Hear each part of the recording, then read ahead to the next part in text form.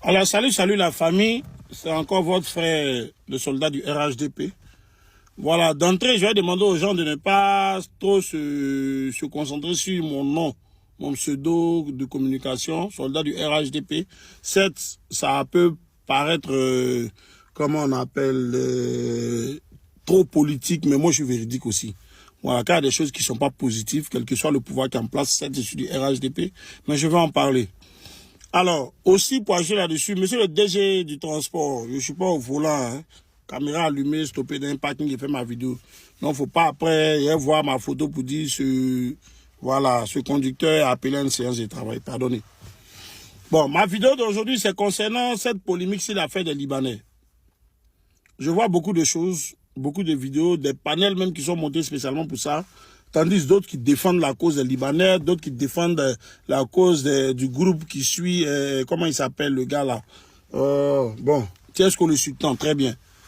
Moi, ce que je vais dire d'abord, c'est que on a tendance à confondre tout et tout. De la même façon, quand un noir se trouve en Europe, dès qu'on le voit teint noir, on dit c'est sénégalais, alors qu'il est ivoirien, il est malien, il est guinéen, ou bien il est gabonais. De la même manière, quand on voit un coréen, un chinois, en tout cas un asiatique, on dit tout ça c'est chinois. Donc souvent même là, on est en face de coréens, on dit chinois. On est en face de vietnamiens, on dit chinois. Donc c'est de cette même façon. Tout ce que nous voyons, la peau claire, cheveux un peu maghrébien, cheveux un peu touareg façon là, on se dit automatiquement que non, c'est des Libanais. Alors que les Libanais sont arrivés en premier, après, sur le territoire ivoirien, bien sûr. Après, il y a eu les Maghrébiens, Marocains, Tunisiens, Algériens et autres. Après, les Égyptiens sont venus. Et après, les Iraniens sont venus. Donc, il y a même des Iraniens en Côte d'Ivoire que nous confondons en Libanais. Il y a même des Irakiens que nous confondons en Libanais. Donc, souvent, on arrive dans un restaurant, on voit le gars, on dit non, c'est un restaurant des Libanais, alors que souvent, c'est un restaurant des Tunisiens ou bien c'est un restaurant d'Algériens.